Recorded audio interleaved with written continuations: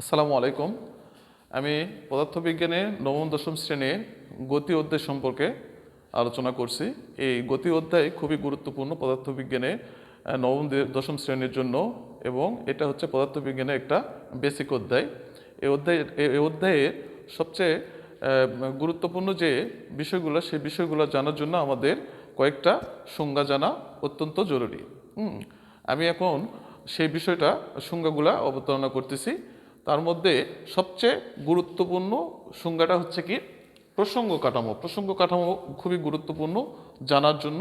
সেই প্রসঙ্গ কাঠামোর সংজ্ঞাটা হচ্ছে কি, যে সুনির্দিষ্ট বস্তুর সাপেক্ষে কোনো বস্তুর অবস্থান, স্থিতি বা গতীয় অবস্থা নির্ণয় করা হয়, তাকে আমরা বলতেছি কি প্রসঙ্গ কাঠামো।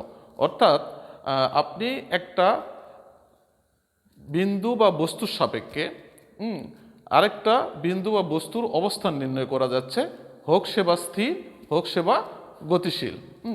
আচ্ছা, তারপরে আসছে আমাদের গতি বা স্থিতি ও গতি কি।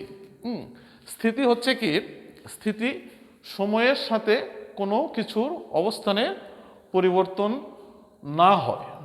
অর্থাৎ সময়ের সাথে কোনো বস্তুর যদি অবস্থানের পরিবর্তন না হয় তাহলে সেটাকে আমরা বলতেছি কি স্থিতি। আর যদি সময়ের সাথে কোনো বস্তুর অবস্থানের পরিবর্তন হয় তাহলে সেটাকে আমরা বলতেছি কি গতি। আচ্ছা, তারপরে আসতেছে কি ইম্পর্টেন্ট বিষয় হচ্ছে কি সরণ। সরণটা কি, নির্দিষ্ট দিকে বস্তু যে রৈখিক দূরত্ব অতিক্রম করে, নির্দিষ্ট দিকে বস্তু যে রৈখিক দূরত্ব অতিক্রম করতেছে তাকে আমরা বলতেছি কি সরণ। অর্থাৎ সোজা পথে যখন চলমান কোনো বস্তু বা কোনো জিনিস বা কোনো গাড়ি যখন চলমান থাকবে তখন সেটা কি রৈখিক গতিতে যাচ্ছে। অর্থাৎ সেটা কোন দিকে যাচ্ছে সেটা নির্দিষ্ট করে বলা হয়েছে, এবং নির্দিষ্টকে যখনই বলা হয়ে থাকবে তখন সেটাকে বলা হচ্ছে কি সরণ। সরণকে এস দ্বারা প্রকাশ করা হয়, সরণকে এস দ্বারা প্রকাশ করা হয়। আচ্ছা, তারপরে গুরুত্বপূর্ণ আরেকটা সংজ্ঞা হচ্ছে বেগ। সময়ের সাথে বস্তুর সরণের পরিবর্তনের হারকে, বস্তুর সরণের পরিবর্তনের হারকে আমরা বলতেছি কি বেগ।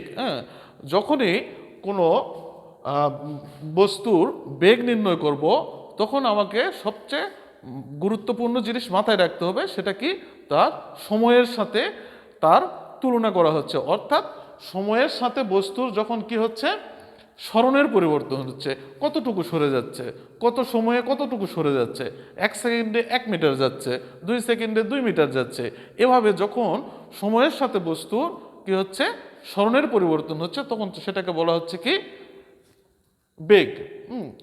আচ্ছা, তারপরে আসছে কি ত্বরণ, সবচেয়ে ইম্পর্টেন্ট একটা সংজ্ঞা।